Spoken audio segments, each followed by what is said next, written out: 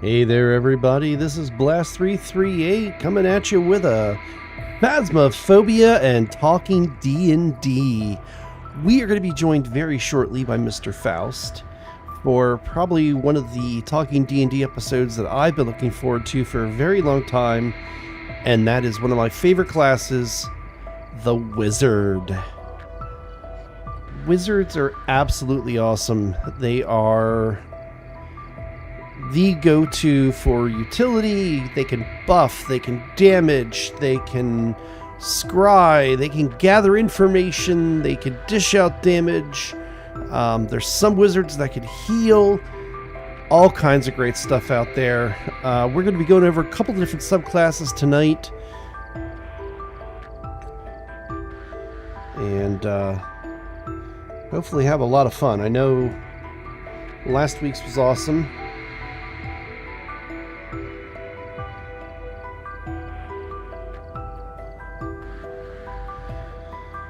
But yeah, we're going to be playing some Phasmophobia, nothing crazy. You know, just light Phasmo and mostly focusing on D&D tonight.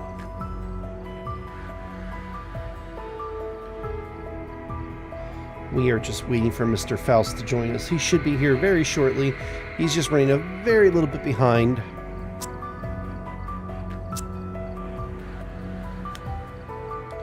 But let me know what you guys think about the new music. I kind of like it.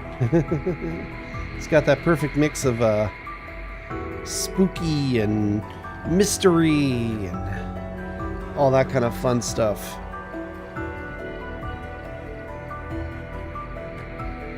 So while we're waiting for him, let's just start off over in Tanglewood.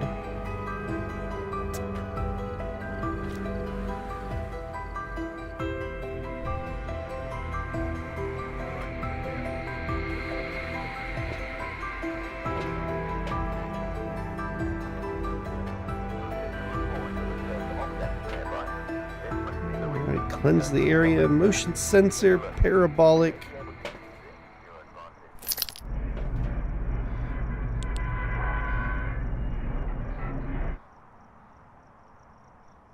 Sorry, I keep checking my phone.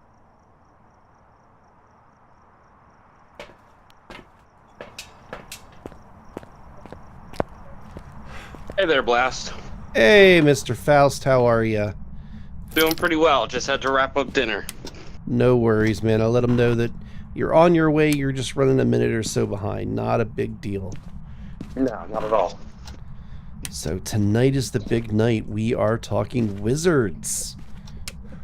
I've been excited about this. I've never actually played a wizard, but I have a lot of respect for them as spellcasters. I mean, they are utility. They are,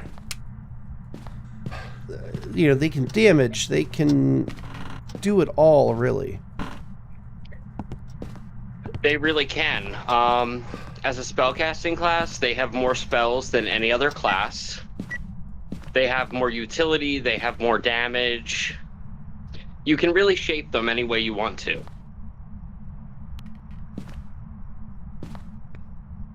I mean, there's even some classes out there that can do some healing. Or subclasses of wizard that could do some healing. There is, and that's actually one of the subclasses I'm going to be talking about tonight. Oh, wonderful. So, wizards. I mean, we all seen Harry Potter.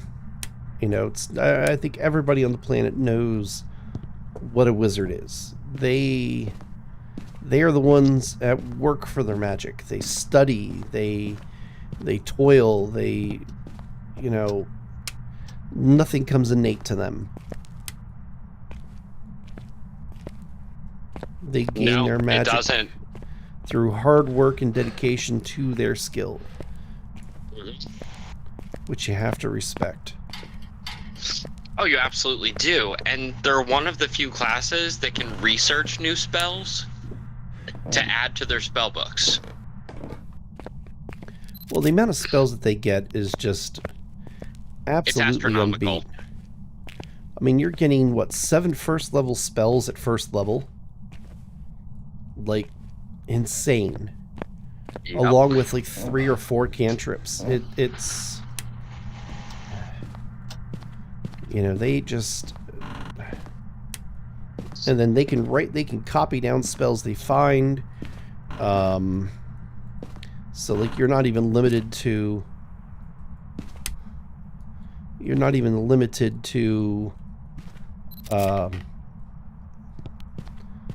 like what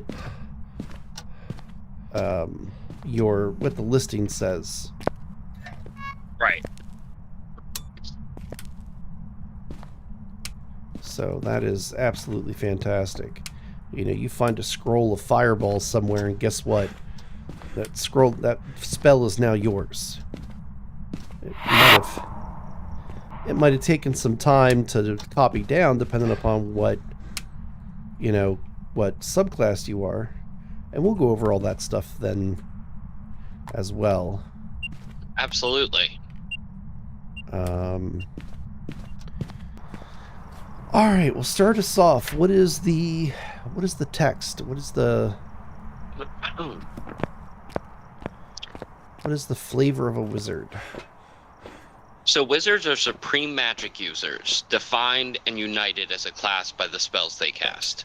Drawing on the subtle weave of magic that permeates the cosmos, wizards cast spells of explosive fire, arcing lightning, subtle deception, brute force mind control, and much more. Ooh. And again, excuse me, even in the description, they're telling you that this doesn't just have to be a damage class. They work in deception, they work in mind control, they work in crowd control. They do a little bit of everything, so you can really tailor it to your needs. Very much so. I mean, I'm playing a wizard right now, and it's kind of funny when we get into combat, because it's like, I really don't have any spells that are like truly damage dealing. I mean, I'm upcasting things like catapult to try to, deal a little bit of damage. I'm so much better off buffing the party and allowing, again, like our fighter, or I guess we have 2 fighters in the group now, or our bards really kind of do their thing, and with spells like haste. You and I both cast that on Friday. Yes, and that's not a spell that you as a DM use on the regulars. So that was a little bit surprising to me. I mean, it was I mean, you have a player character in the group. Yes. But she's designed more for utility.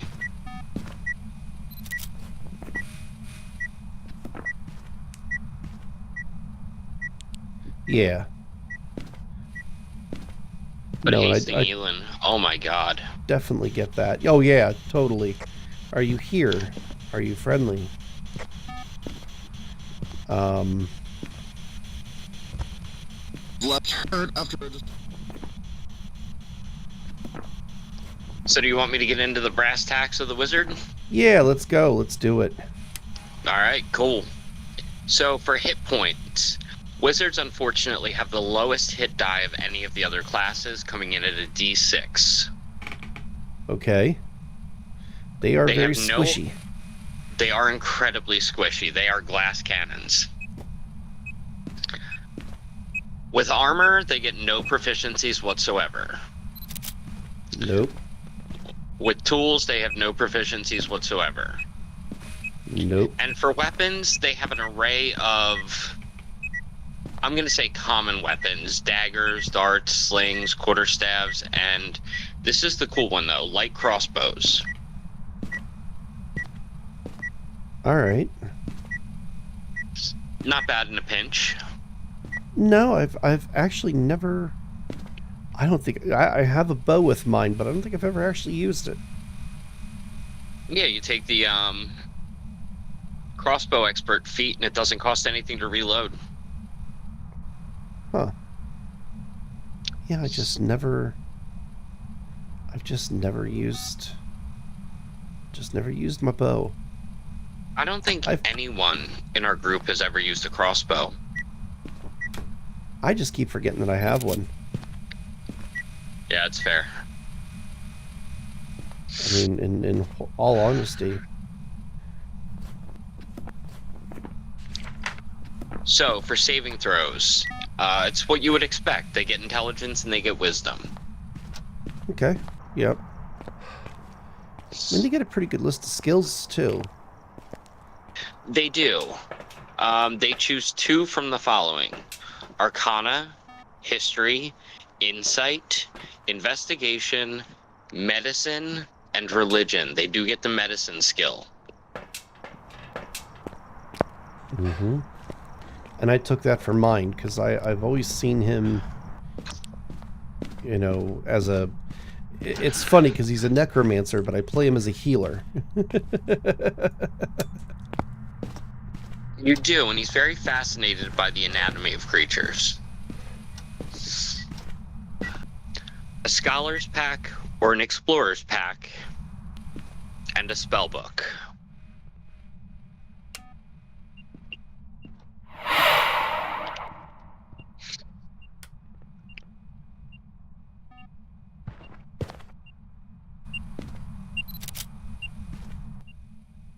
Did I lose you? No, I'm still here. Okay, cool. After you get your starting equipment, we're going to jump into spellcasting. Now, Okay. Wizards, the way that they cast spells, I mean, the saving throws are the same, the attack modifiers are the same. Mm-hmm. How you dictate your spells is also the same. You get the same number of spell slots as every other class that's a full caster. But you do also have a spellbook that contains 6 first-level wizard spells of your choice. Oh, is it 6? I thought it was 7. No, it's 6. Okay. I was only off by 1. The spells that you add to your spellbook as you gain levels reflect the arcane research you conduct on your own, as well as intellectual breakthroughs you have had about the nature of the multiverse. You might find other spells during your adventures. You could discover a spell recorded on a scroll in an evil wizard's chest, for example, or in a dusty tome in an ancient library.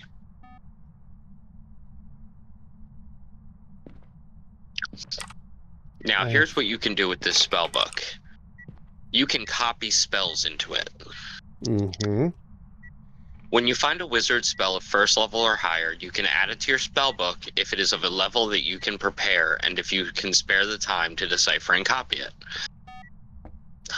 Copying a spell into your spellbook involves reproducing the basic form of the spell, then deciphering the unique system of notation used by the wizard who wrote it. You must practice the spell until you understand the sound or gestures required, then transcribe it into your spellbook using your own notation. For each level of the spell, the process takes 2 hours and costs 50 gold pieces. Yeah, until you get your subclass at level 3, then, depending upon the school that you pick, like with a necromancy spells take half the gold and half the time to record.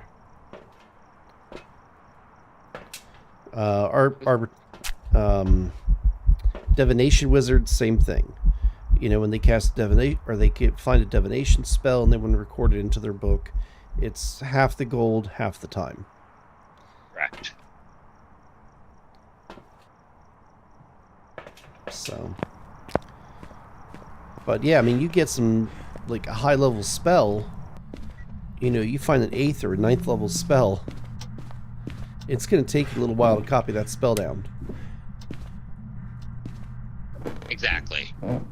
Now, nice thing So is, you do have to... What's that? you can use your time during a short rest. You can use your time a few hours, because what is it? 6 hours of rest. So you have 2 hours light activity. Yep, 2 hours late activity, so you can copy spells down. You can take your 1 hour rest and copy the spell down that way. You're not You do have time during an adventure. Oh, absolutely. And most DMs would be good about giving everyone a downtime day if they needed it, or say a day to plan. So that could be another good time to do it.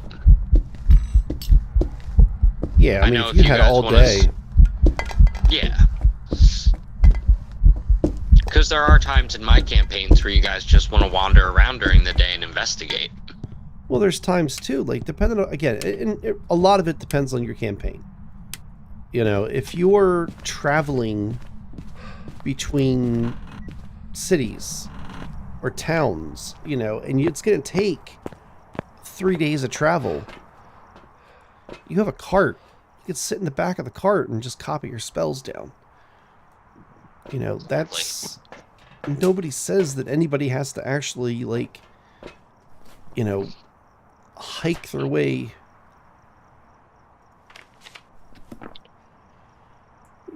you know, beside the cart and can't do anything. But yeah. There's plenty of time to copy spells down. Now, they have to be for a level of spell that you have available to you. So you can't, at like first level, find a book with 9th level spells and be like, ha-ha! Well, no. you can't cast those spells. You can't, you know... I guess it depends upon what your DM interpretation is, but, like, I know if it were me, you're not high enough level to cast those, so therefore you can't even decipher what those spells are. Right.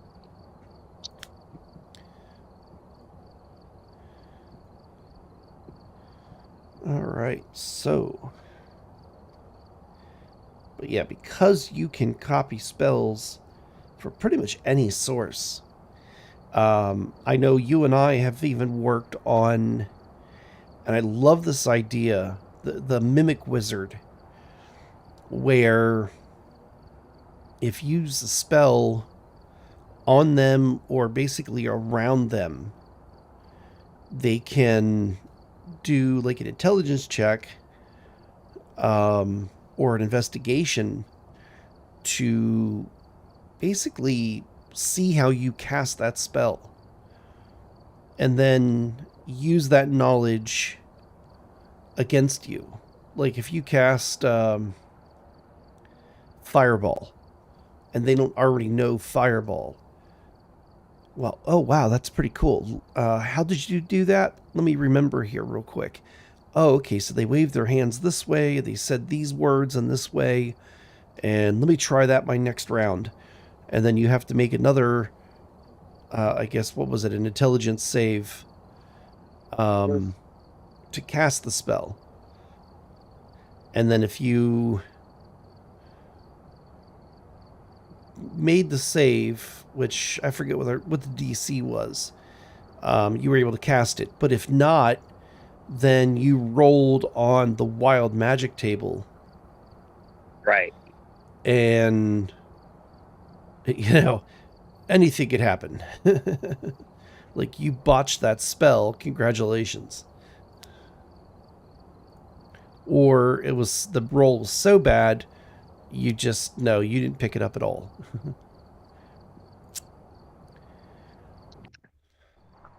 Yeah, that's an outstanding idea, and I think once we get through everything, we should design our own classes or subclasses and present those.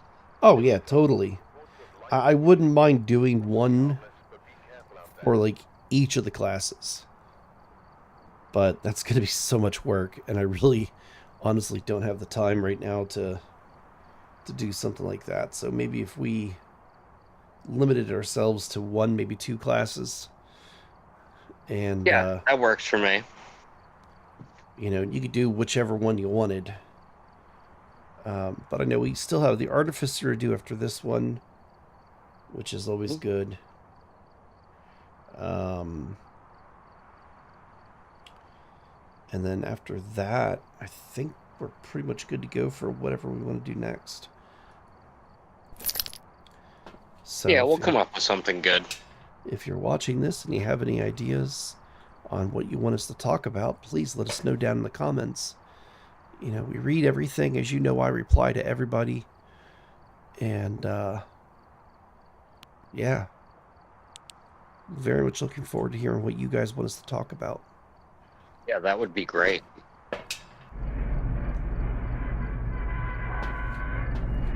Alright, so we got the book. We can write stuff down.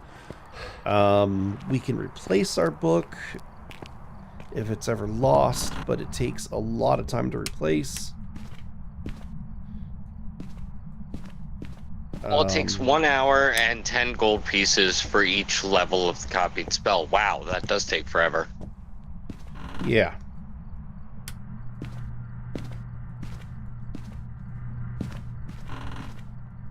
Yeah, and I don't even think that's reduced when it's your subclass's spell list.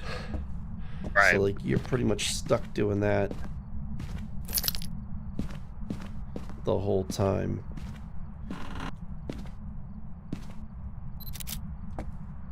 So losing your spellbook as a wizard is a very bad thing. Now, the cool thing is, the spellbook can be pretty much anything you want. Like, I know some people have meddled with the idea of tattoos, which I think is personally really cool. I generally go with, like, the scroll idea. So it's not an actual physical book, it's just like an endless scroll. Well, that's a cool image. Well, like the Warforged that I have right now. The spell list that he has, his spell book, I've always pictured as almost like a reel-to-reel computer type of thing. You know, the old school memory. You know, the old school memory stuff. Ooh, this game is being really laggy all of a sudden.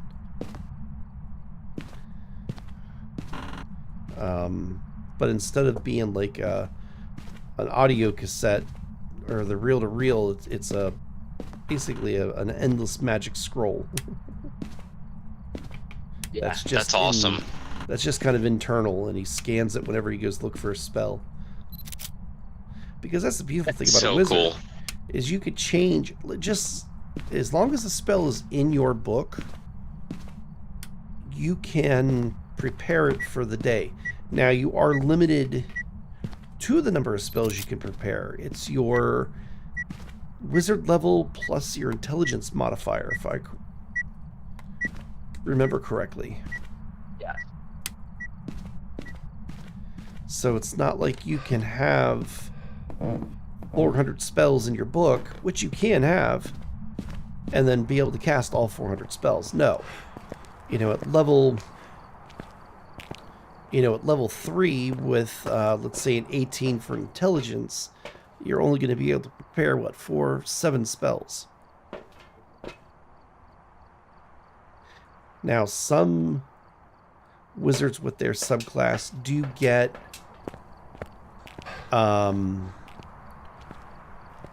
I forget what they're called, but like most are called domain spells.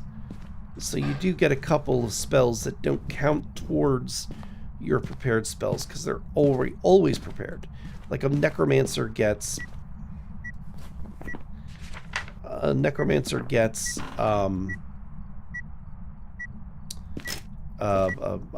animate dead as one of their spells. So no matter what, that spell is always prepared for them. And I think there's a couple of other things there too, but we'll go over that more when we go to subclasses.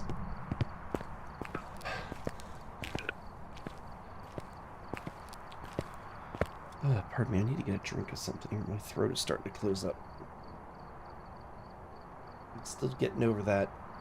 As you guys can hear, I'm still getting over that cold that is going around. Plus, we finally hit like 90 degrees today, so now my hay fever's like, hey, how you doing? You know that upper respiratory infection you had? Yeah, let's make it so much better.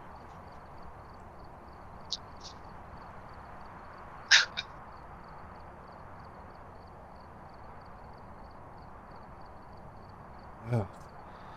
Okay. So we talked about preparing spells. We talked about having spells. I know I saw ghost orbs.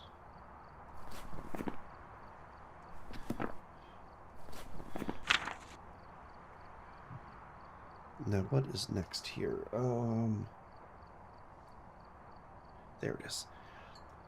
Sorry, I had Wizard pulled up on my phone and... Oh, Arcane Recovery. That's the next thing, right? That is the next thing. Okay. Yeah, go ahead. Arcane Recovery. You have learned to regain some of your magical energy by studying your spell book. Once per day, when you finish a short rest, you can choose expended spell slots to recover. The spell slots can have a combined level that is equal to or less than half your wizard level, rounded up, and none of the slots can be 6th level or higher. For example, if you're a 4th level wizard, you can recover up to 2 levels worth of spell slots. You can recover either a 2nd level spell slot or 2 1st level spell slots.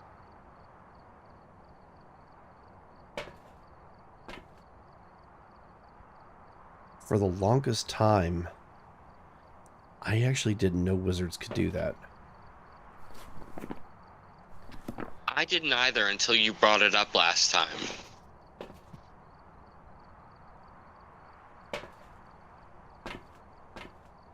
Like, that was one of those things I've kind of overlooked. And I'm like, wow, that actually is kind of neat, because it always felt to me like wizards... Everybody else gets something back at a short rest, and wizards were like getting robbed. And now I find out I'm completely wrong.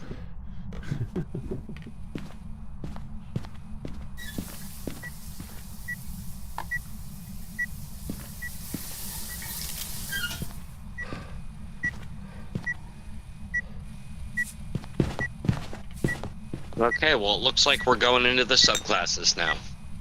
Ooh.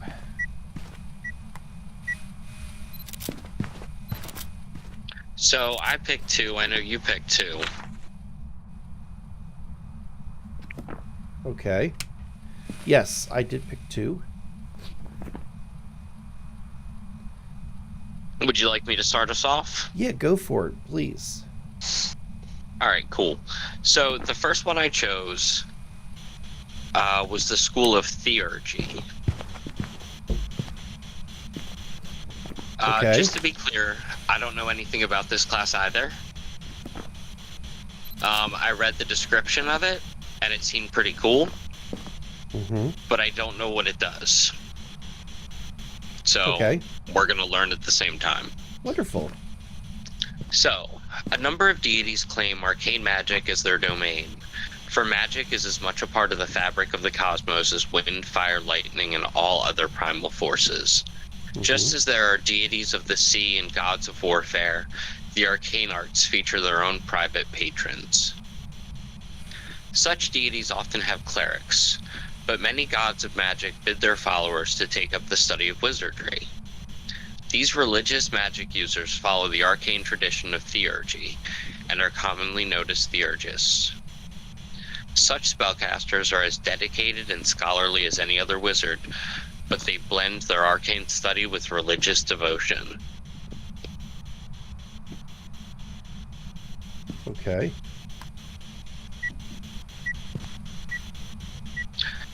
So, when you gain this at 2nd level, you choose a cleric domain from your chosen deity's list of eligible domains. The knowledge and light domains are especially appropriate choices for a theurgist. Huh.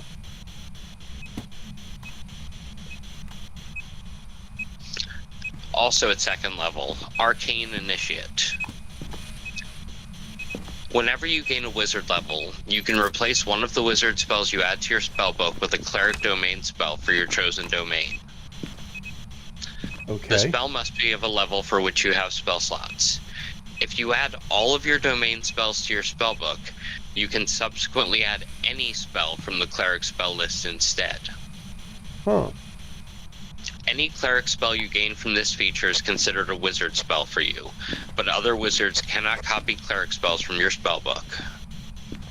Wow.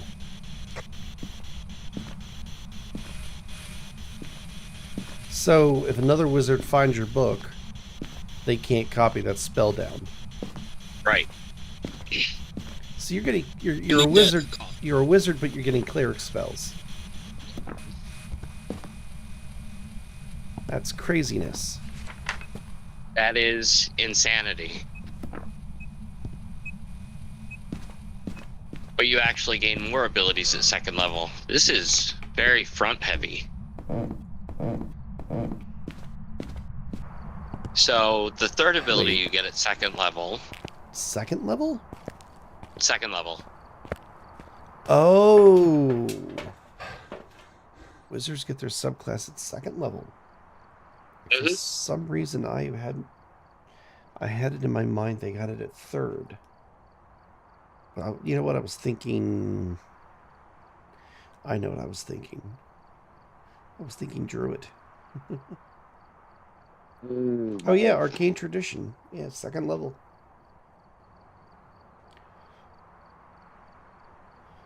Okay.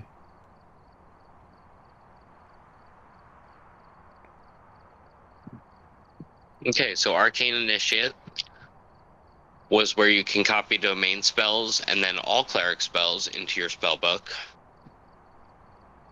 And next up we have Channel Arcana. At second level, you gain the ability to channel arcane energy directly from your deity, using that to fuel magical effects. You start off with 2 such effects, Divine Arcana and the Channel Divinity option granted at second level by your chosen domain. You employ that Channel Divinity option by using your Channel Arcana ability.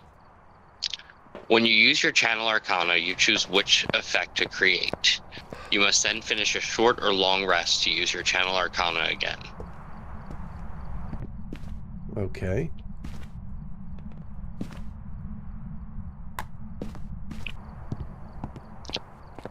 Beginning at 6th level, you can use your Channel Arcana twice between rests, and beginning at 18th level, you can use it 3 times between rests. When you finish a short or long rest, you regain your expended uses. If you gain additional Channel Divinity options from your domain, you can employ them by using your Channel Arcana feature.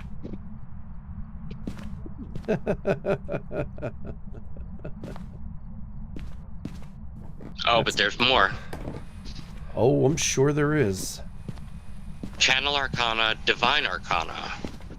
As a bonus action, you speak a prayer to control the flow of magic around you. The next spell you cast gains a +2 bonus to any attack roll you make for it, or to its saving throw DC as appropriate, as a bonus action on every turn.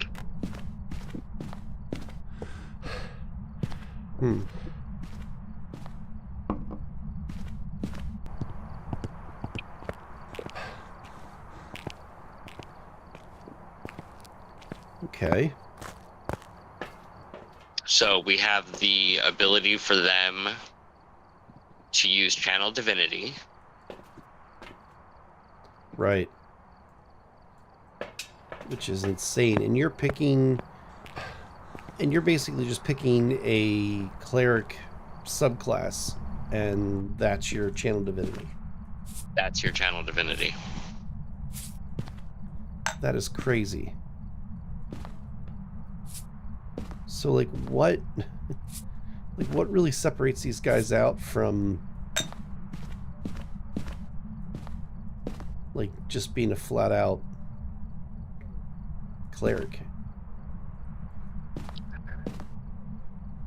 Greater Restoration followed by Fireball. Okay.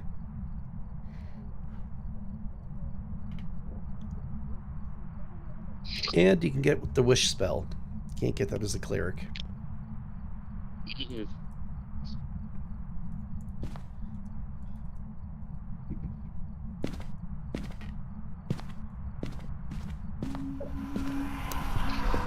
So at 6th level, you gain your chosen domain's first level benefits. However, you do not gain any weapon or armor proficiencies from the domain. Oh.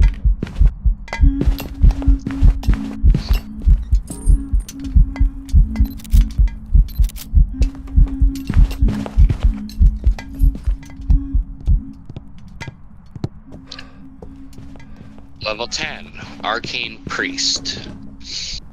At 10th level, you gain your chosen domain's 6th level benefits. Your faith and your understanding of magic allow you to delve into your god's secrets. Huh.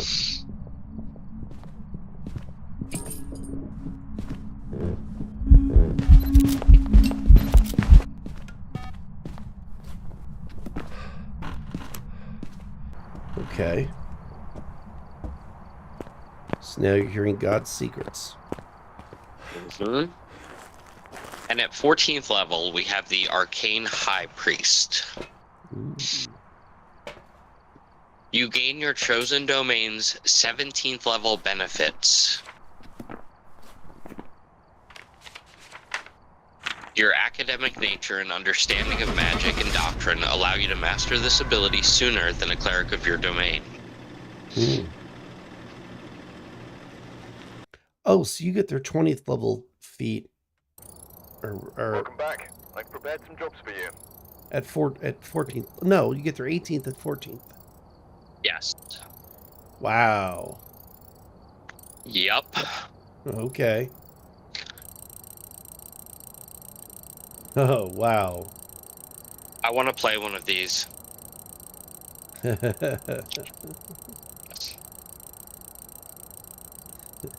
I think what we need to do after we're done with the campaign that we're currently on, like we each need to take turn doing a one shot so the other person could play. That's a really good idea. Because like one thing going through all these different classes and these subclasses and stuff, like we always are like, man, I really want to play one of those, and it's like to truly play these, it's going to take years because our campaigns don't go, you know, 1 month, 2 months. It's usually 6 months. Right. Now there have been oopsies along the way where we have played 2 different characters in the same campaign. Some of those by choice, happens. some of those not. But I think that's with any campaign really is eventually you're gonna make a poor decision and there's consequences for your decisions, consequences for your actions. So as much as the DM doesn't want to kill you sometimes, this kind of stuff does happen. Oh, I never want to kill you guys. I prefer the story.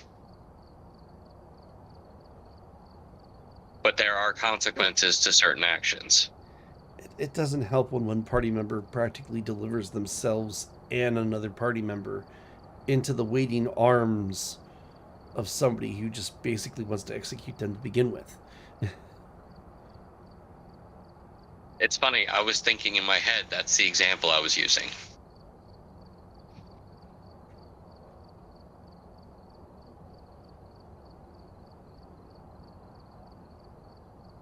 This is a powerful subclass. I mean, you're combining wizard with cleric. And cleric is an extremely strong class on its own. They get some of the, in my personal opinion, some of the best spells in the game. Oh, absolutely. You know, they get a spiritual weapon, which anything that deals damage without doing a concentration. You're summoning a magical weapon that you can move around the battlefield. It deals force damage. Is a phenomenal thing, and it's not a concentration spell. It's a bonus action to cast. I mean, come on. Then you have... what's the other one I really like? That's a cleric spell. You know the name of it. Felix just took it. Yeah. Yeah.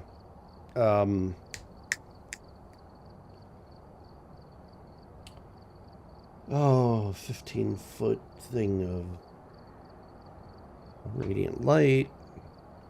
All the kind of fun stuff.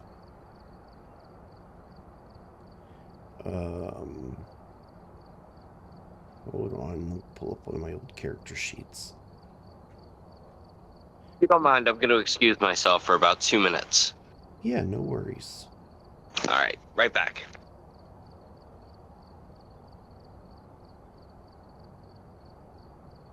Oh, Spirit Guardians. Yeah. Wonderful spell.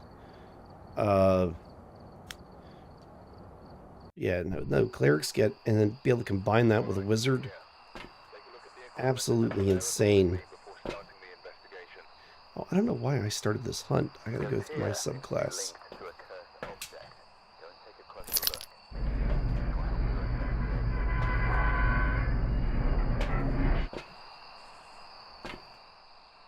Yeah, we're just gonna... I gotta do my subclass. So we can do a little bit of investigating until Mr. Faust gets back. And then I kind of want to do my subclass. Maybe we get lucky and it'll be a quick hunt.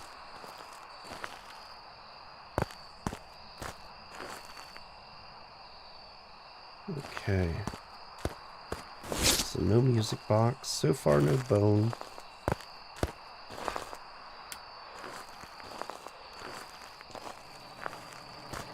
No summoning circle.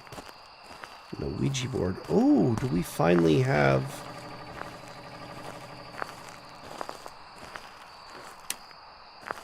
Nope. It's monkey paw. No, it's not.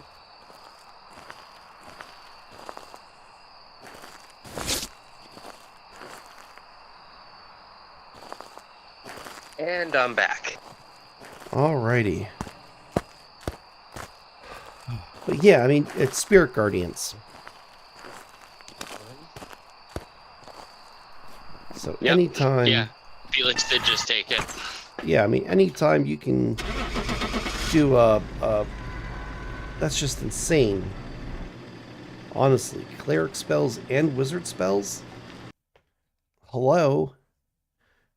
Yes, please. Welcome back. I've prepared some jobs for you. Alright, so that was pretty much everything for your subclass, right?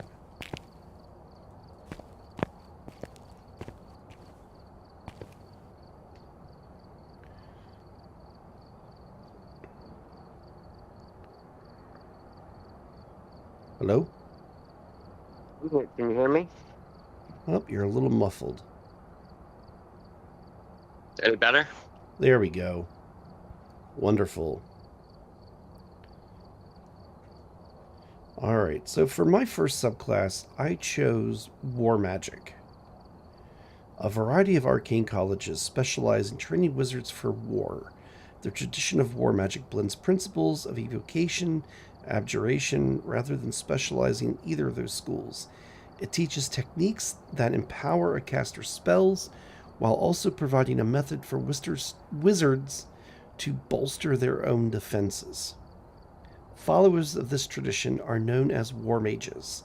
They see their magic as both a weapon and armor, a resource superior to any piece of steel. War mages act fast in battle, using their spells to seize tactical control of a situation. Their spells strike hard, while their defensive skills foil their opponent's attempts to counterattack. War mages are also adept at turning other spellcasters' magic energy against them. In great battles, a war mage often works with invokers, arbitrers, and other types of wizards. Evokers in particular sometimes tease war mages for splitting their attention between offense and defense. A war mage typical response: what good is able to be able to throw a mighty fireball if I die before I cast it? So, Wow, that's a hell of a quote. very true. I know nothing about this class. So I'm interested to see how a D6 hit die can hold its own in combat rather than standing back and casting or bolstering.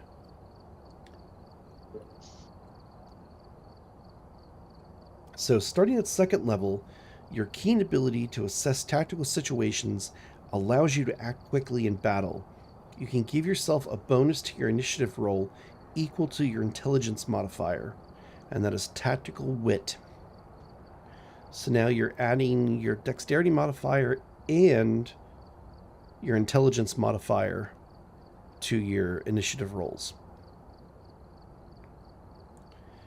And let me tell you what, having a high initiative is very nice.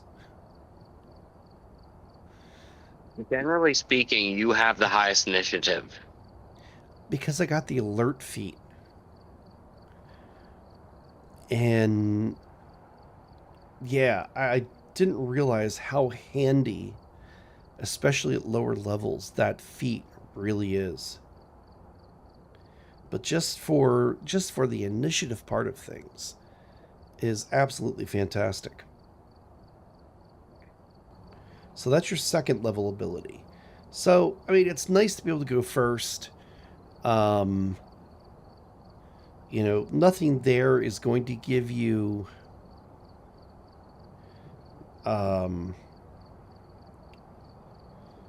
whatchamacallit, the ability to stand in combat, but to cast haste on your fighter, to cast haste on another party member, or to use other spells that debuff.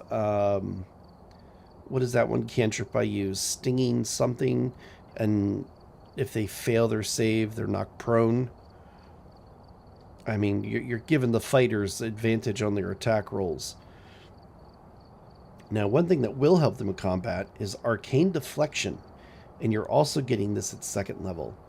You have learned to weave your magic to fortify yourself against harm. When you're hit by an attack or fail a saving throw, you can use your reaction to gain a +2 bonus to your AC against that attack, or a +4 bonus to the saving throw. When you use this feature, you can't cast a spell other than a cantrip until the end of your next turn. So that's not bad. That's not bad at all. Especially with the +4 bonus to saving throws, that's pretty huge. Well, it's to that saving throw. So it's one you're doing this as It's a reaction. It's a Okay. reaction. It doesn't say reaction, but when you are hit by an attack or you fail a saving throw, I mean that's. Oh, you can use your reaction. Okay, never mind. I missed a half a sentence there. But yeah, I mean, but your problem is you're limited to a cantrip until the end of your next turn, which isn't terrible. I mean, wizards have some really great cantrips. Toll the Dead, Stinging Cantrip. Stinging Spit. What's that one cantrip I have, and I love it. Here we Is go. it the acid spell? No, it's.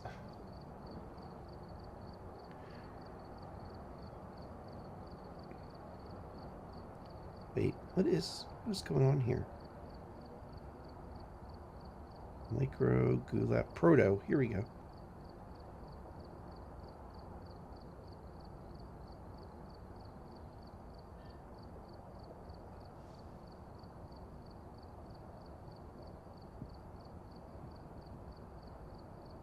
What is going on here?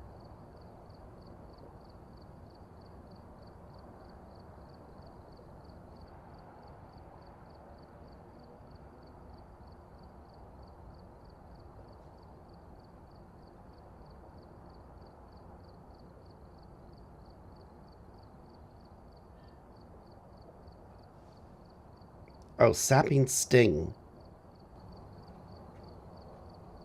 That is a great spell. They make a Constitution save, and if they fail the save, they're knocked prone. Doesn't do a lot of damage. It's only a d6 necrotic damage. But that's not the point of the spell. The point of the spell is to knock the person prone, so then your fighters, your barbarians, your melee fighters are going to be up there with advantage. Whenever a target is knocked prone, or you're attacking a prone target with a melee attack, you automatically get advantage. Now, if you have ranged people, they're going to hate you because now they have disadvantage. But can't please everybody all the time. Let's see here. At 6th level, you get Power Surge. Starting at 6th level, you can store magical energy within yourself to later empower your damaging spells. You can store a maximum number of Power Surges equal to your intelligence modifier, minimum of 1. Whenever you finish a long rest, your number of Power Surges resets to 1. Whenever you successfully end a spell with the spell magic or counter spell, you gain 1 Power Surge. As you steal magic from the spell you foiled, if you end a short rest with no Power Surges, you gain 1 Power Surge. Once per turn, when you deal damage to a creature or object with a wizard spell, you can cast 1 Power Surge to deal extra force damage to the target. That extra damage equals half your wizard level. Okay. So, wow. Anytime you use the spell magic or counter spell, and you successfully end a spell, you gain a Power Surge. You can then cast Fireball. You can spend 1 Power Surge to deal extra force damage to the target equal to half your wizard level.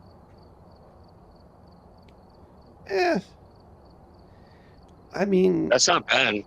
I mean, it's not a lot of damage, and it's incredibly limited in what you have to do to get them. It is sort of free damage, because counterspell or dispel or counterspell, I think, is a reactionary spell, correct? Yeah, it's a reaction. Okay, and then dispel magic is, I believe, an action. Yes. So, interesting. You know what you really got? Pair this up with an artificer. And they can cast the spell magic on one of the artificer's infusions. Holy shit. The artificer gets it back, and they get a Power Surge.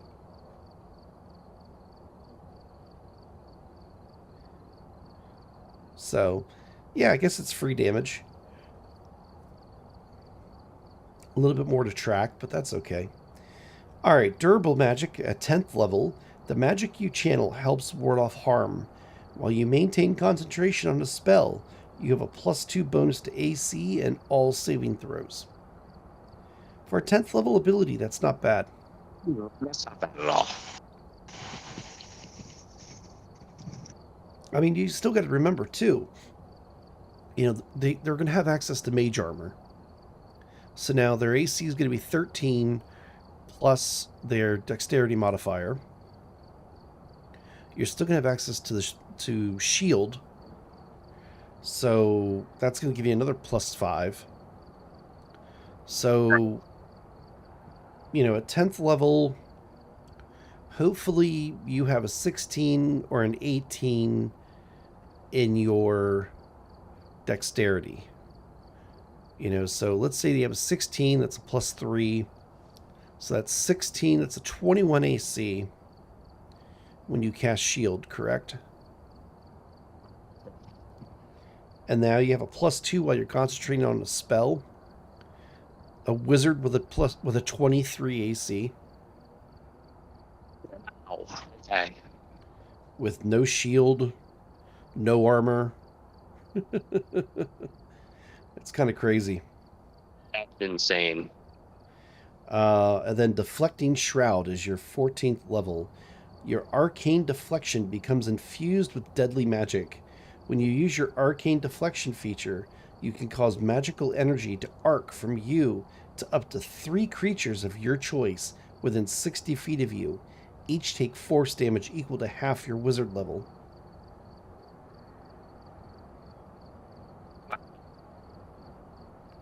Because that could happen every turn. Yeah. Every turn. Okay, folks, we're not going to hit the wizard anymore. All right, that's not bad. I mean, you're talking 14th level. That's what, 7 extra points of damage.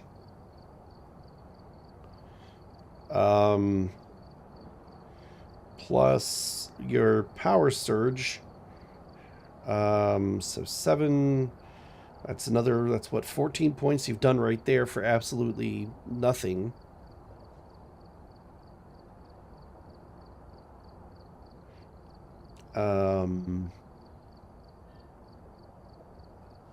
Yeah.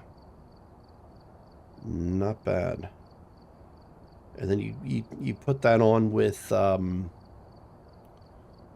let's see here, Toll the Dead.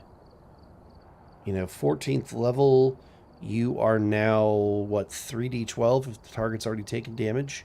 Or 3d8 if they haven't? So let's say if they've taken a point of damage from the fighter or something, now they're taking 14 plus 3d12. Yeah. That's not bad. They could dish it.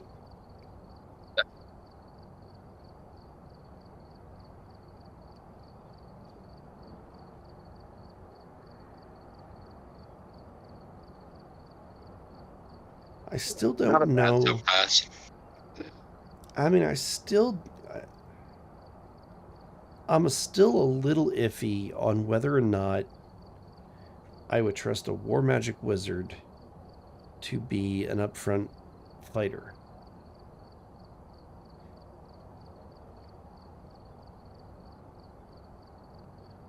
I mean, this guy would be great if you had somebody who's casting a lot of area effects.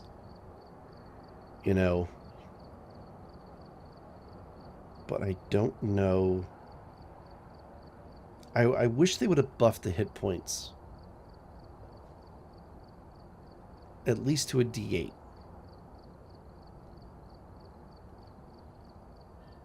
Like, yeah, I can agree with that. Your first level, you're sticking at D6 because you don't have a subclass. You don't have a school. But these guys specifically train to be in war, to be in combat. So why wouldn't they buff the hit points? Now, I understand. You get a +2 to your AC. You're getting another +2 for durable magic whenever you're concentrating, so that's a +4.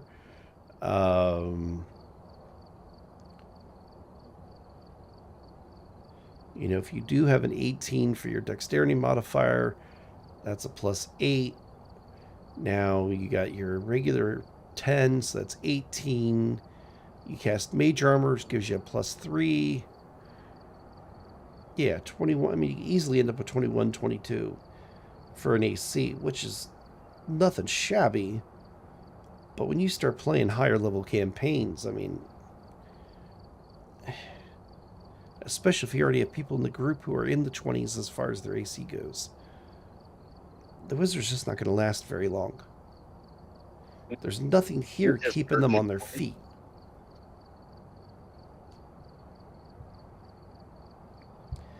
Kind of disappointed in this, to be honest with you. I mean, it sounds cool. It sounds like it'd be a lot more melee focused.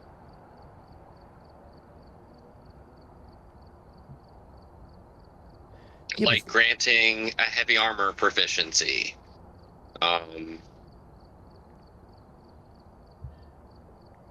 Just doing a lot more. I mean, even like I said, changing the D6 to a D8. I think that would really buff this particular subclass or this school of wizardry. Because, I mean, you're specifically training for war. You're no different than a fighter or, you know, not a fighter, but like a bard or a rogue or somebody. And they're all D8. You know, I understand like your traditional wizard being a D6. They're not melee fighters. But this guy specifically is supposed to be in combat. I don't know. I saw that and was like, ooh, war magic. Let's see what this is. I'm actually kind of disappointed. That's unfortunate. I think that's the first time this entire series that I've been disappointed in a subclass. All right. What's that? It's just not very impressive. I mean, it's. I like some of the ideas on it. You know, when you get it like up to 10th level, great. A lot of good stuff there. You're not going to be dealing with a lot of stuff that's going to be hitting massively hard.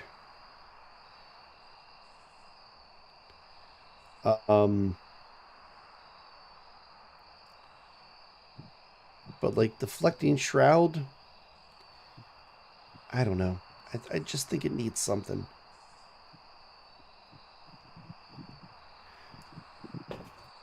But yeah, this would definitely be one of those. If I'm going to take a wizard to buff out some spells for a fighter, I might look into that. I don't know if I'd go to 10th level or not.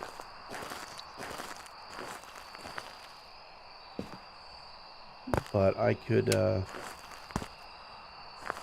definitely seeing lower level stuff, that being handy. Alright, well we have an hour yet, which is awesome. So what other subclass that you have picked out?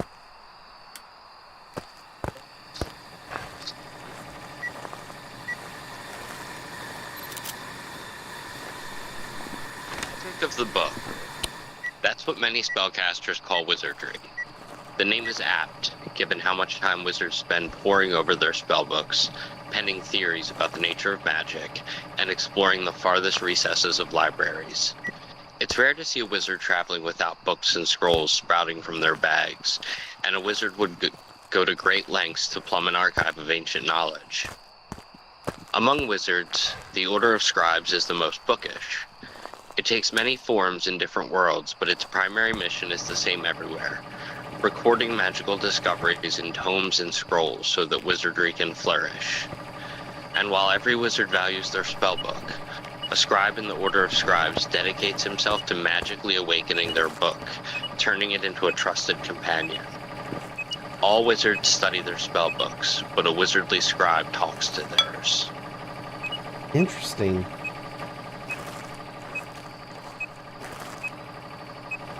Okay, I love the flavor. So I don't know too much about this class beyond 2nd level. Okay. I just couldn't wait, so I glanced over those, but I'll move on ahead. The first thing is called Wizardly Quill. At 2nd level, as a bonus action, you can magically create a tiny quill in your free hand. The magic quill has the following properties. The quill doesn't require ink. When you write with it, it produces ink in a color of your choice on the writing surface. Okay. 2. The golden time you must spend to copy a spell into your spellbook are halved if you use the quill for the transcription. Interesting. So any class of magic, but as long as you use the quill, it's cut in half.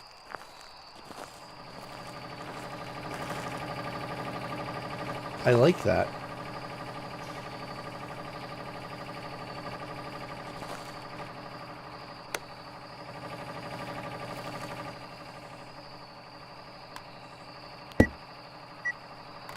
And the third ability is you can erase anything you write with the quill if you wave the feather over the text as a bonus action, provided that the book is within 5 feet of you. The quill disappears if you create another one or if you die.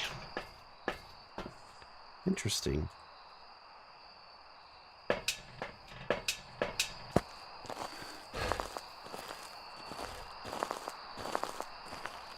Interesting. The other second level ability is called Awakened Spellbook. Using specially prepared inks and ancient incantations passed down by your wizardly order, you have awakened an arcane sentience within your spellbook. Ooh. At second level, while you are holding the book, it grants you the following benefits. Okay. 1. You can use the book as a spellcasting focus for your wizard spells. Okay. 2. When you cast a wizard spell with a spell slot, you can temporarily replace its damage type with the damage type of another spell in your spellbook, as your spellbook magically alters the spell's formula for this casting. Huh.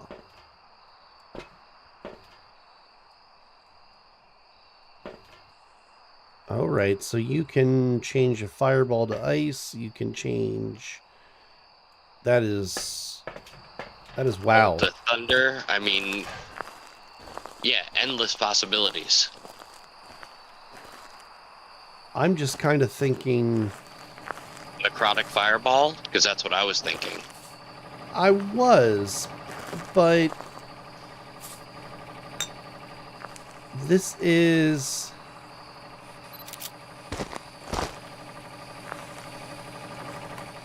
That is insanely powerful. Now, is there a limit to how many times they can do this? Definitely. I'm sorry? They can do it indefinitely, whenever they want to. There's no restriction whatsoever.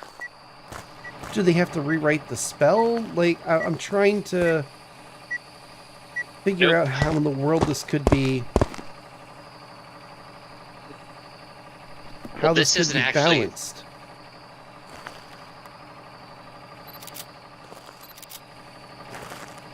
You'd have to focus almost exclusively on damaging spells. You wouldn't have much utility as a wizard.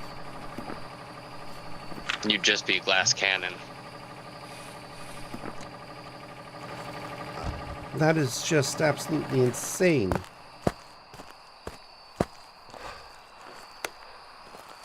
Yeah, that's kind of what I thought when I read it too. I mean, really?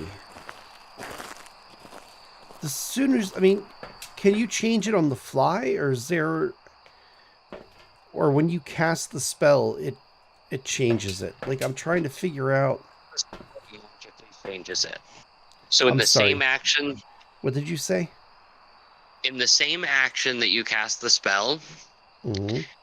is when it changes it.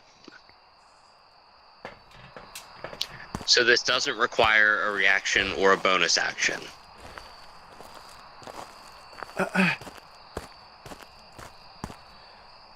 What were they thinking?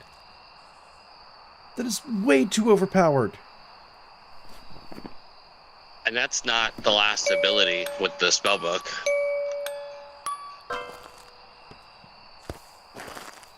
The last ability is when you cast a wizard spell as a ritual, you can use the spell's normal casting time rather than adding 10 minutes to it. Once you use this benefit, you can't do so again until you finish a long rest. So, when you cast the spell as a ritual, you are using the normal casting time. Yeah. What the heck? Like, what for crackhead invented this?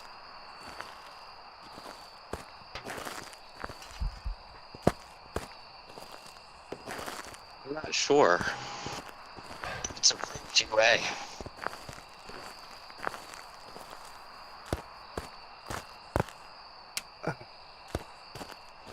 Oh, it gets even better.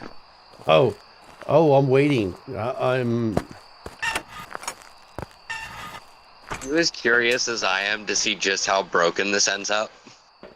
Yeah, pretty much. I mean, I don't know if the people watching can really understand exactly how broken it is to be able to change the damage type of a spell on the fly like that with no bonus action, reaction, no time to rewrite the spell, no additional casting time, no meta magic points, things of that nature, to completely freely do that. You know, you get a target, you get a bad guy who's only, you know, can only be damaged by, let's say, thunder damage for whatever reason. Just picking thunder because that's one that's not a very common resistance or something like that. You know what I mean? Or better yet, they're actually vulnerable to it. So whenever you deal that type of damage, you're automatically doubling it. You get a spell like Fireball, which is what, 8d6 or 6d6, something like that, which you can always upcast. And have it do. Is it elemental damage, or does it also include radiant and necrotic?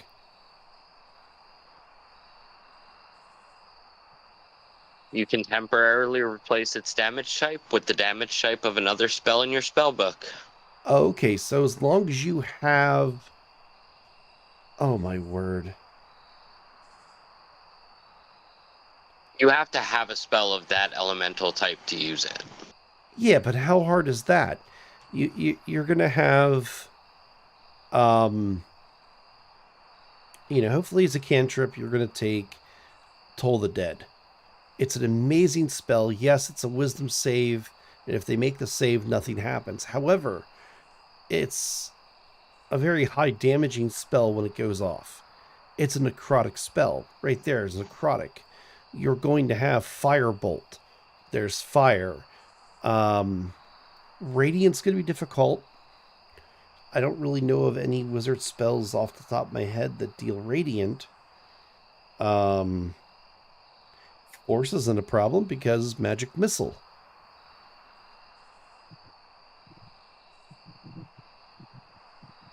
Thunder damage, thunder wave.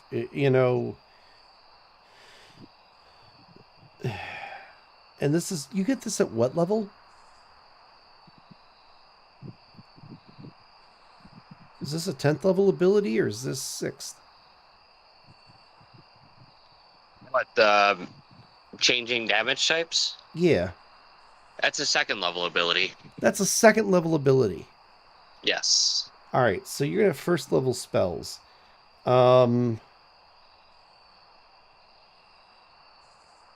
Chromatic Orb. What if you take Chromatic Orb? Now that's all the damage types. Other than Radiant.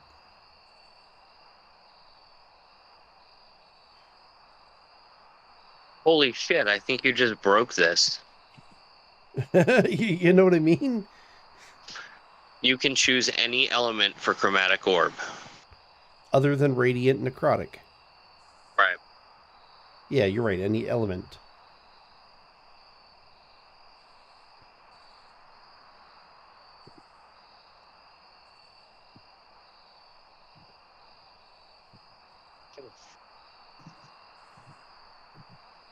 The only thing you're really going to have a lot of problems with is going to be Radiant. But even still, that is extremely broken.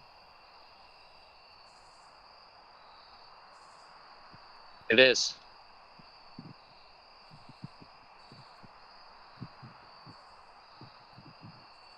That is extremely broken.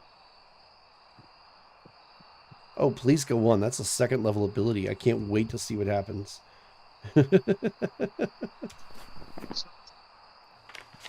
Necessary. You're gonna get a kick out of this. I swear to God. You're gonna get a kick out of this. Alright.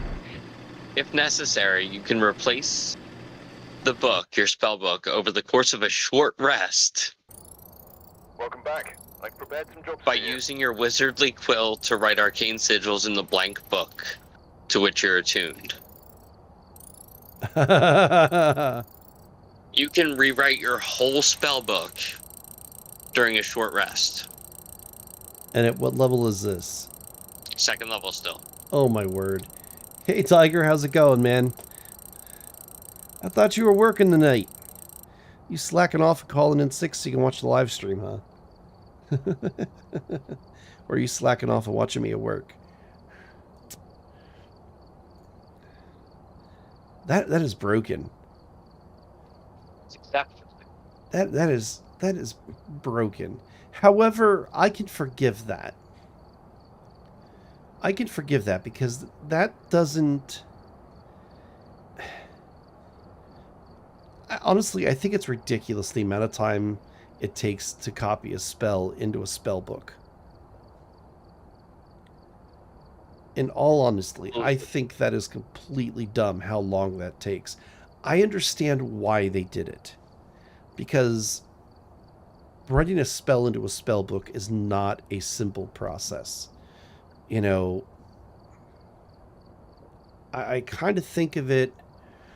I always think of spellcasting in 5e especially, like, whatchamacallit? Oh, you're on your lunch break. All right. I always think of it kind of like Doctor Strange. You know, how he goes through and he's reading all the books, and they call him a sorcerer, but in reality, the guy's a wizard.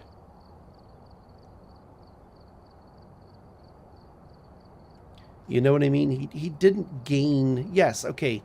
He has supposedly innate magical ability. And I guess the same is true with 5e. You know, not anybody can just sit down, read a book, and become a magic user. You know, it does require some gift. But in reality, Doctor Strange is a wizard. He gains his spells from books. He's even shown multiple times referencing books to see how a spell is cast. Like you look at what is it, Ragnarok? Thor Ragnarok, when Thor meets Doctor Strange, and he wants to send Thor to go see Odin, and he pulls a book off the shelf and he wants to see if there's any changes in spell when he's dealing with Asgardians. You know, and then he's like, oh, nope, everything's fine, and he closes the book and puts it back on the shelf.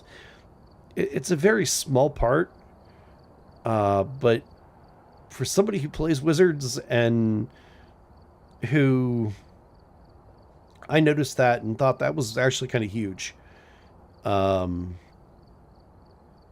Because these spells are tricky. You know, that's why they take some time to cast. You have things like Teleportation Circle, which can take, what is that? I think it's an hour to draw all the sigils on the floor with chalk and things of that nature. And you're trying to be very precise with this stuff. You know, he has to concentrate on spells. Same thing with a wizard. You're concentrating on different spells. You know, you're moving your hands in a very specific order. So I get why writing into the book takes so much time, because you're trying to transcribe all the movements, all of the words, the pronunciation, the phonics, everything that goes into casting that spell the full body movement in some cases. Sometimes it's just a matter of, what words you're using, how you say something. Because with spellcasting, this is true with all classes in 5e. Whenever you're a spellcaster, you have your physical, your component requirements. Like a fireball requires bat guano. You have a verbal component, which you're saying the words. And then you have a somatic component, which is literally, the hand waving. And, when he does the circle and the runes appear and stuff like that.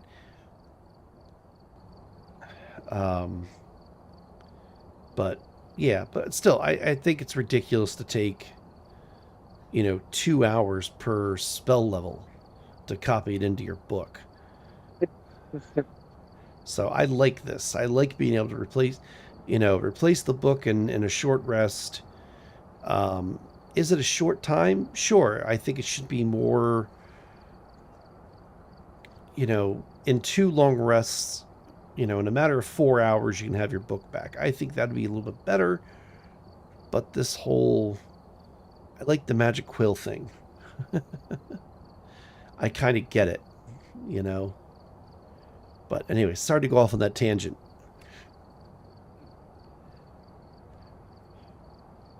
So moving on to 6th level. Master Scrivener. Whenever you finish a long rest, you can create 1 magic scroll by touching your wizardly quill to a blank piece of paper or parchment and causing 1 spell from your awakened spellbook to be copied onto the scroll. The chosen spell must be of 1st or 2nd level and must have a casting time of 1 action. Once in the scroll, the spell's power is enhanced, counting as 1 level higher than normal. You can cast the spell from the scroll by reading it as an action. The scroll is unintelligible to anyone else, and the spell vanishes from the scroll when you cast it, or when you finish your next long rest.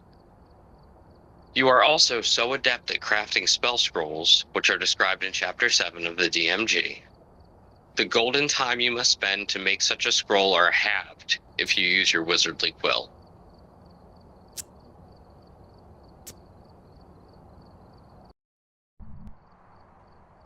This is actually kind of balanced. Take a look at the equipment and prepare accordingly before starting the investigation. Okay, so you're copying a spell out of your book onto a scroll. And how long does that take?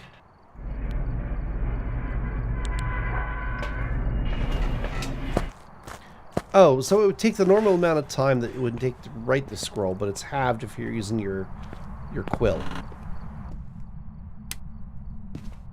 Is that what that just was? This is actually kind of balanced. Okay.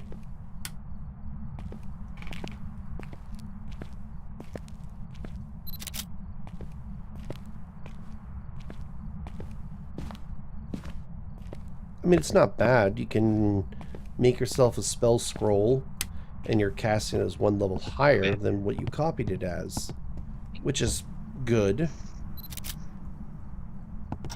It's not. I'm sorry, you're cutting in and out. It's battery. I'm sorry, we can't hear you.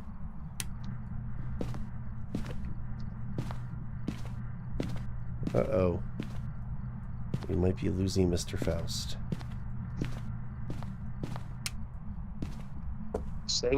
Testing. Come in, Mr. Faust. We're starting to hear you. I can't hear you. You're a little choppy yet. Testing. Okay, I think we're getting there.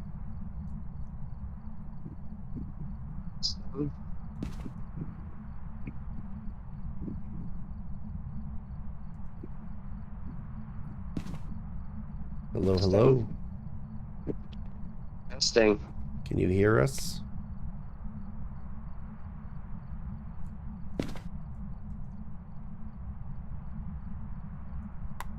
Hello, hello.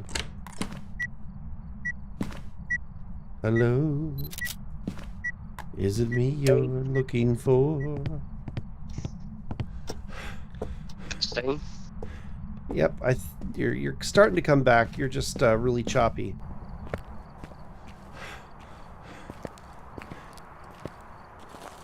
How's that? Much better. Is it? Yeah. We can understand you now. Oh, there you go again.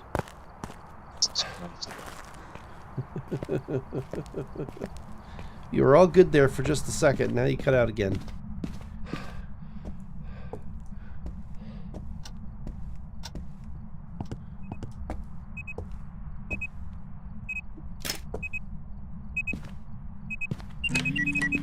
Thing.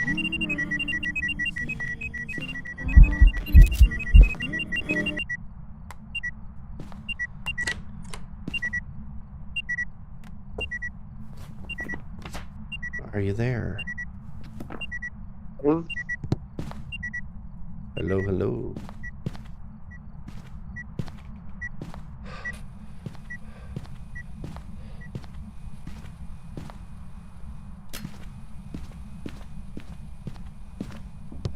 Mr. Faust.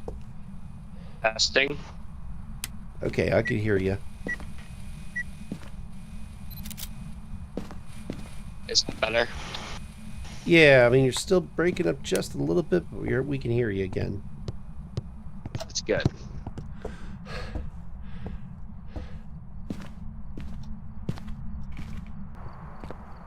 Okay, so can you understand me okay right now?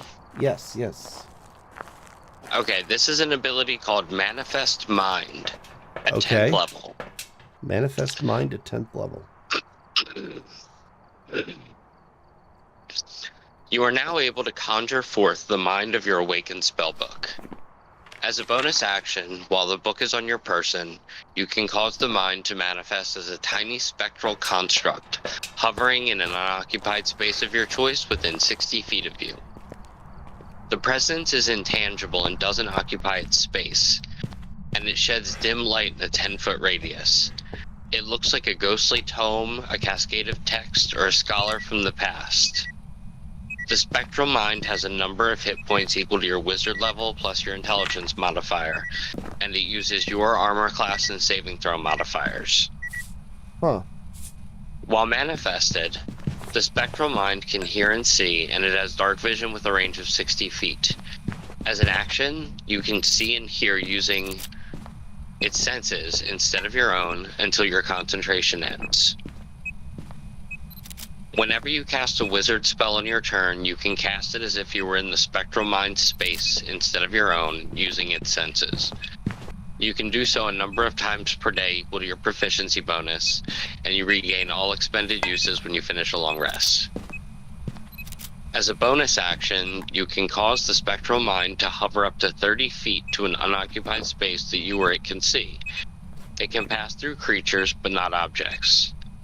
The spectral mind stops manifesting if it is ever more than 300 feet away from you, if it drops to 0 hit points, if you die, or if you dismiss it. Okay. Have a little buddy there. Yeah, you've got a little friend that can cast spells when you can't reach someone, or It's kind of like whatever else. Ooh, it's almost like a second familiar. It is. Can it activate magic items? It doesn't specify.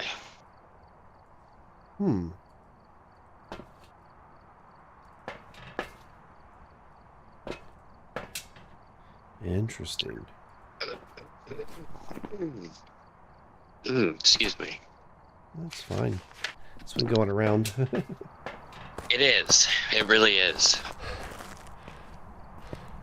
At 14th level, we have one with the word. Okay. Your connection to your awakened spellbook has become so profound that your soul has become entwined with it. While you are holding the book and its spectral mind is manifest, you can take an action to cause the two of you to teleport, swapping places. Ooh. You can teleport in this way a number of times equal to your proficiency bonus, and you regain all expended uses when you finish a long rest. Moreover, if you die, but at least one spell remains in your awakened spellbook, you can return to life 1 minute later within 5 feet of the book. You revive with 1 hit point. Then roll 3d6. The book loses spells of your choice that have a combined spell level equal to that roll or higher. For example, if the roll's total is 9, spells vanish from the book that have a combined level of at least 9, which could mean 1 9th level spell slot, 3 3rd level spell slots, or some other combination. Thereafter, you are incapable of casting the lost spells, even if you find them on a scroll or in another spellbook. The only way to restore your ability to cast one of the lost spells is through the Wish spell, which can restore 1 spell to the book per casting. Wow. What level do you get this at? 14th. Alright, so 14th level.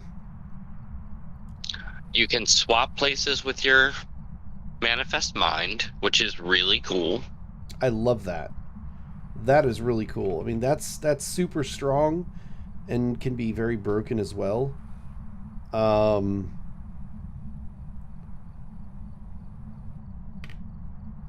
so at 14th level, you have an 8th level spell. Or no, Yes. 7th level. No, 7th level. And you're losing 3d6 worth of spells. Mm-hmm. That is devastating. That's the It only is. time I would ever want to roll 3 1s. Yeah. Oh. But it does say if you die, not if you're knocked unconscious. Right. So it stops a permadeath.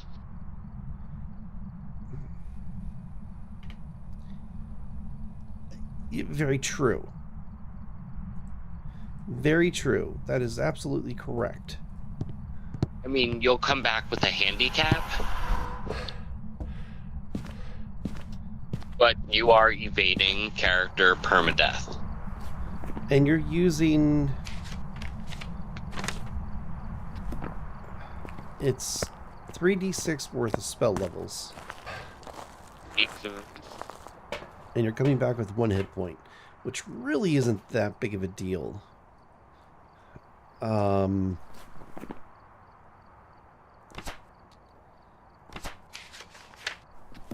Ooh. See, that's one of those things. See, as you level up as a wizard, you gain 2 free spells in your spell book to begin with. So you can take those of any level that you actually have spell levels for. So you could... Oh, I see what you're saying. So you could theoretically just load up on a ton of like 2nd or 3rd level spells that you're really never ever planning on using. And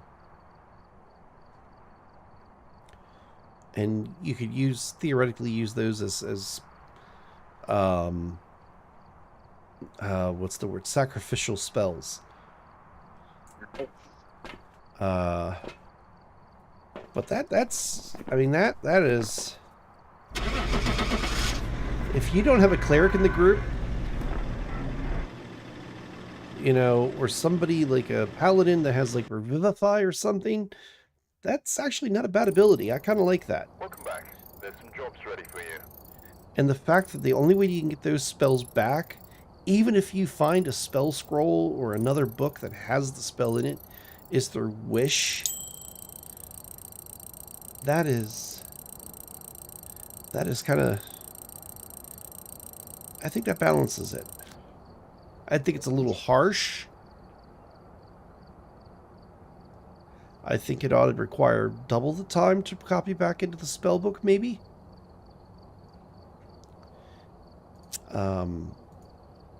But having to cast Wish to get that spell back.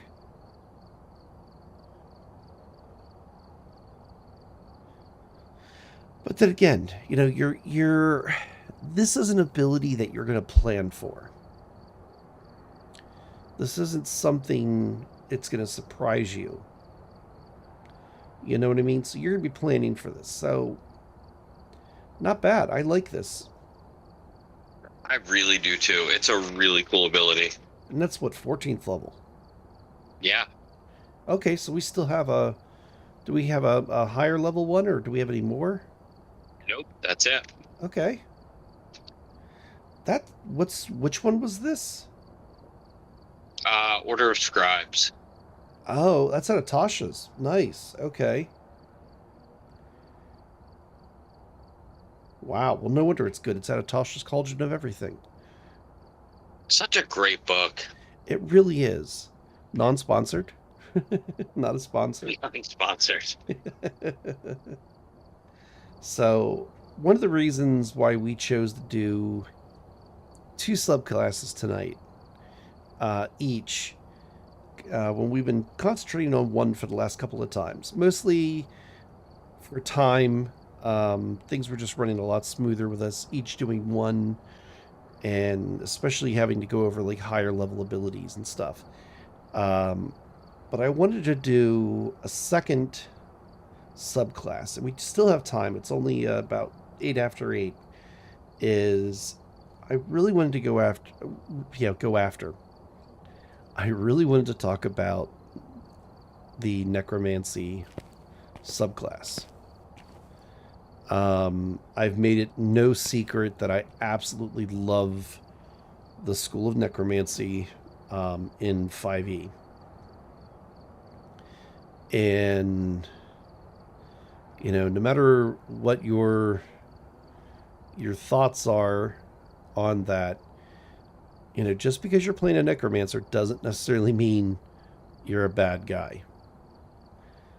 We've talked about many times where a necromancer walks into a town, they're poor, you know, they're having trouble tending their fields, they're having trouble, you know, the baker's having issues because he doesn't have enough staff, the blacksmith, you know, has trouble keeping the forge running while trying to do his thing, really needs a helping hand. However, everybody who's available is kind of, you know, doing their own thing or helping the farmers plant, you know, fields and harvest.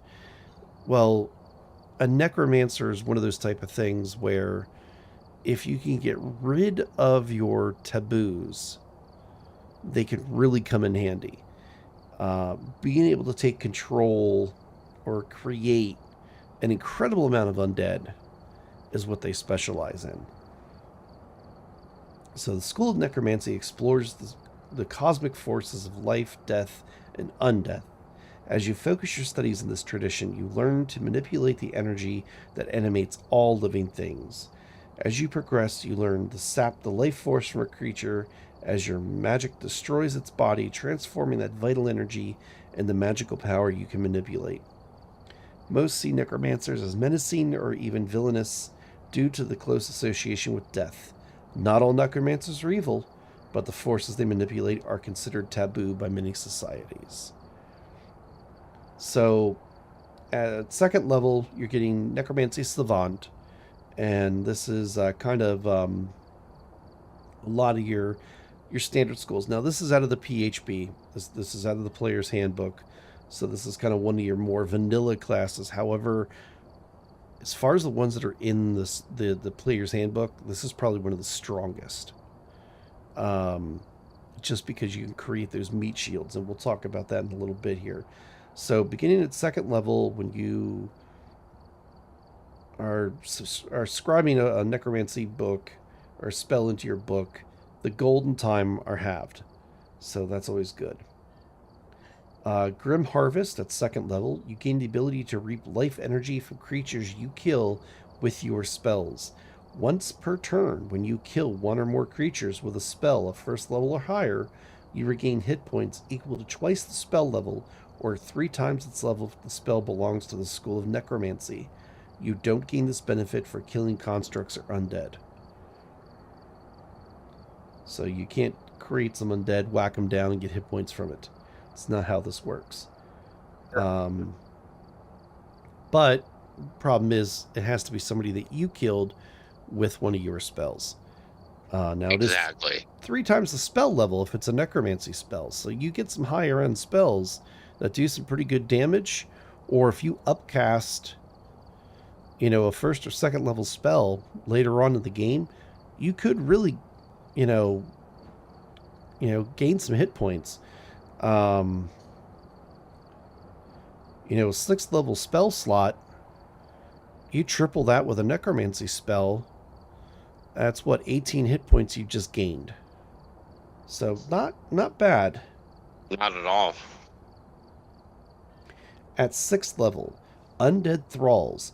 At 6th level, you add the Animate Dead spell to your spell book.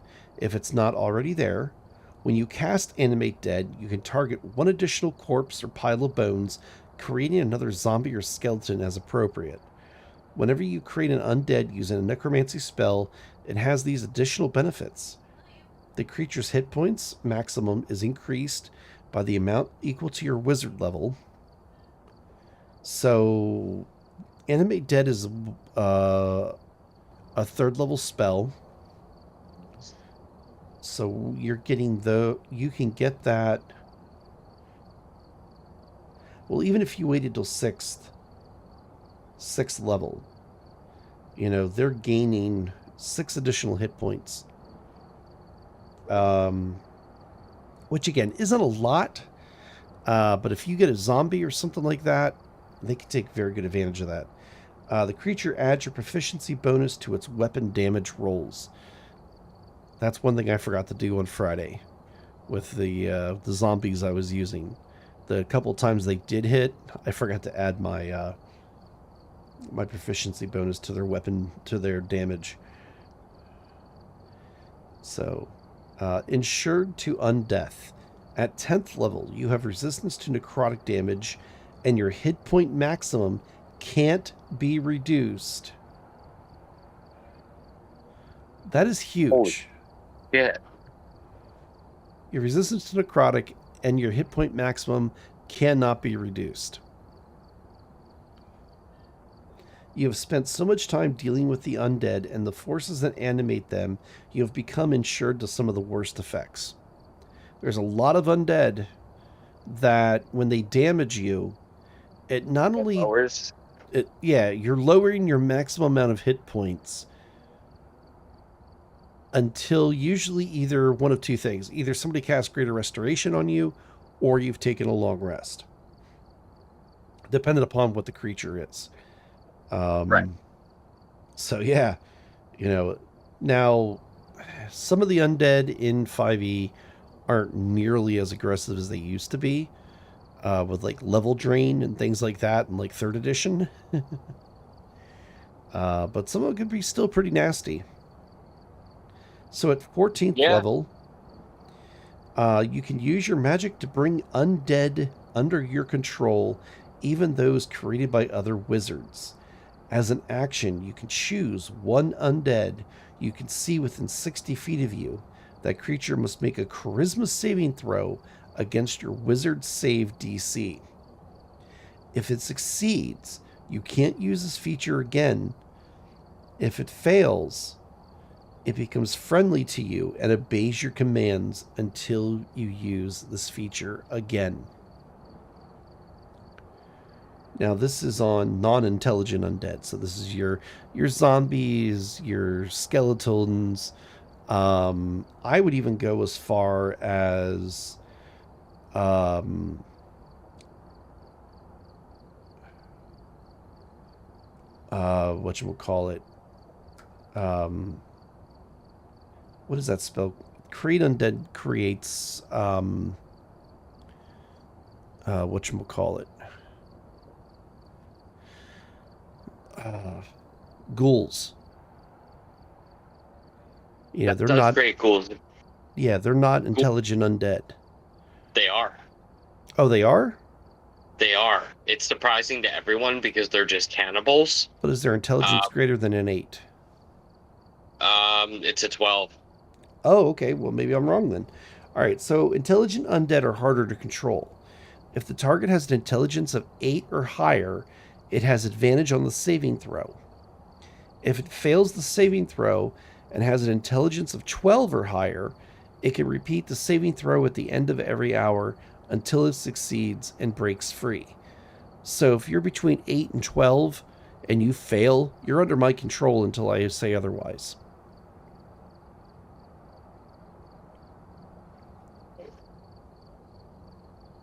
So, but if it's a 12 or higher, they can repeat the saving throw at the end of every hour until it succeeds. And you can just kill them. So, undead 5e. And this is where they really, like... Because the point of using zombies in combat or skeletons is not so much, at least the way I use them, is not so much to deal damage. They're a meat shield. They're there to pester the bad guy, to create enough of an annoyance where they're going to absorb an attack away from the party, basically wasting the bad guy's action. I want them to be so annoying to that bad guy that he has to deal with them. He has to do something about them. Otherwise, they are just going to pick at him and eventually either destroy him or disable him or something. And that's where your, zombies and stuff like that are good. Now, being able to target a second set of bones or a second corpse using Animate Dead and using 1 third level spell slot to create 2 corpse or create 2 zombies is awesome. Because the other thing you can do is with that spell, when you cast the spell using a slot of 4th level or higher, you animate or reassert control over 2 additional undead creatures for each slot above a third. And now, of course, you need another set of bones or another corpse to do that. Right. But now at 3rd level, you have 2. At 4th level, you have 4. At 5th level, you have 6. 7th, you have, 2, 4, 6, 8, 10, 9th level. You cast this as a 9th level.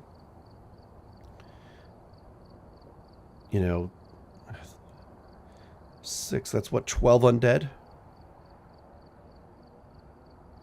And you still have your 8th level slot, your 2 7s, your 3 6s, your 3 5s, your 3 4s, and your 3 3s. Now you're also reasserting control for every spell slot to creatures. So you have 12 creatures and you need to reinsert your control. You can spend a 6th level spell slot and reassert control over all of them. One spell slot. Awesome. Yeah, that's cool. And each of those are getting your wizard level and hit points. They're gaining your proficiency bonus for their damage attacks. Whether, you have skeleton archers. Because you can do that. Skeletal archers. And your melee, you don't even need... Zombies are great because you don't need to arm them. You don't need to carry around an entire bag of swords to or bows and arrows to equip your skeletal army. If you're doing zombies, they have their fists. They're doing 1d6 plus 1 damage. Now it's only a +3 to hit. But when you're coming at somebody, with 4 or 8 or, I mean, 2 castings at 4th level. That's what, 8 undead? Yeah. And then you do all 3, or, well, 3 casting to 4th level. That's 12. And now you still have 3 castings at 3rd level. And that's 2 of those. That's 2, 4, 6. That's another 6. 18. Oh my god. You have an army. It's 18 undead. Wow. And I have them for 24 hours. At some point in that 24 hours, I'm going to take a short rest. I'm going to take a long rest. Or even a short rest. I take a short rest. With my, whatchamacallit, you know, I could regain that 3rd level spell slot and regain control over 6 of them. This is diabolical. It's not hard, you know, with a necromancer, to build an army. I've been pretty tame with my, you know, but I worked it out one time. Like, what were we, level 12 or something like that? Like, I was able to control like 96 undead, something crazy like that, or maybe 14. It was a higher level. It was like level 14 or 15. And I was able to control 96 undead. Yeah, I forget what campaign that was. Was that the one with Amon? Yes. Yes, that was right after we fought the Troll Brothers that basically got into a fight and threw themselves into a river. Yeah, that was funny. I had a good time with that. But that's just create undead. That's just regular zombies and things of that nature. You know, you look at like a spell like create undead, which is really what you want to use as a necromancer. This is your coup de grace, because this is a 6th level spell slot. Okay? You are creating... Alright, you can cast a spell only at night. Choose up to 3 corpses, medium or small humanoid. Each corpse becomes a ghoul under your control. And ghouls can paralyze with their claws. They can. But here's the thing. If you use a 7th level spell slot, you can do 4 ghouls. When you're doing an 8th level slot, you can reassert control over 5 or 2 ghasts or wights. When you use it as a 9th level spell slot, you can do 3 ghasts, rights, or 2 mummies. Wow. So you can create higher level undead with those higher level spell slots. That's disgusting. That is so cool. So if you use your 8th level spell slot, you can do 5 ghouls, okay, or 2 ghasts, or 2 wights.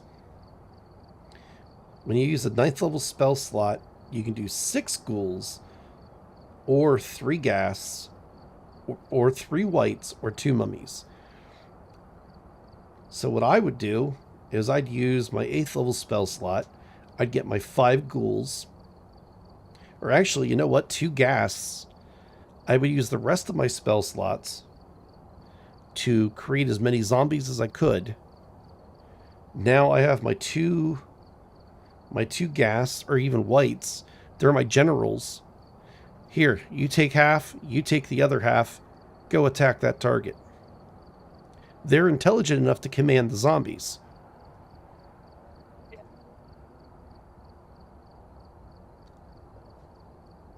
Wow. Yeah. You just created a battle regiment with undead. At level 17. Yes. I mean, that's a battalion. And the chances of all of those coming back from combat are very low. Because, face it, their ACs aren't that great as far as the zombies and stuff go. So you're still going to get, you're still going to take your long rest. You're still going to have your 8th level spell slot back. You're going to be able to regain control. Now the thing is, if you don't reinsert dominance, things can go south very quickly. True. So if you do create 100 and some undead, you better make damn sure you have everything on a schedule. And chances are you're going to be dumping the majority of your spell slots into reasserting control over such a large undead. It's part of the reasons why wizards probably spend so much time in towers, because in reality they only have their second and first level spell slots. Now you get your 20th level wizards. They're going to be able to cast, was it up to a 3rd level spell at will? I think it is.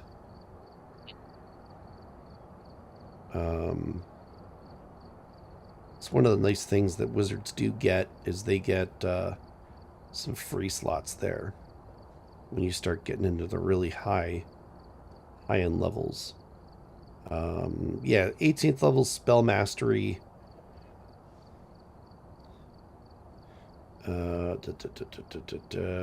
You have achieved such a mastery over certain spells. You cast them at will. Choose a 1st level wizard, 2nd level wizard spell that are in your spell book, and you cast those spells at their lowest level without expending a spell slot. When you have them prepared, if you want to cast either spell as a higher level, you must expend a spell slot. And then signature spell at 20th level, you gain mastery over 2 powerful spells. You can cast them with little effort. Choose 2 3rd level wizard spells in your spell book, your signature spells. You always have these spells prepared. They don't count against the number of spells you have prepared, and you can cast each of them once at 3rd level without expending a spell slot. So fireball and create undead. Oh, hey, blast. Yep, it's about that time. It's about that time. So I had a lot of fun doing this. I hope everybody out there watching this in the future did as well. I hope you did as well. We have one more to do, the Artificer.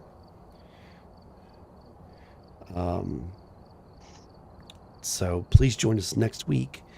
Probably be, I don't know if we're going to do this Monday next week or Tuesday. We'll discuss that later. But thank you, Mr. Faust, for joining us. Really had a lot of fun talking about wizards. And that was great. I very much look forward to the next week. So do I. All right. Well, you have a lovely evening, and we'll talk to you later. Good. Have a good night, everybody. All right, everybody. That was Mr. Faust, and that was Phasmophobia with Talking D&D with Mr. Faust. We were going over the wizard. If you liked what we were talking about, please let us know down in the comments. Obviously, subscribe, like, comment. All that stuff really helps to promote the channel, get these videos out there for people to watch and see. If there's anything about the video, even if you think we can improve upon something, please, constructive criticism is always welcome. But yeah, that's pretty much it. I think I'm going to wrap up for tonight, but I really hope you guys liked it. I know I had a lot of fun. I love the wizards. Great class. Necromancy is probably one of the strongest, the best. But I'll let you decide that for yourselves. So, thank you so much. If you haven't hit that subscribe button, please go ahead and do so now. And if you already have, thank you guys so much. I really do appreciate each and every one of you. And I need you to do me 3 little favors. Tell your neighbors, tell your friends, and shout it from the rooftops.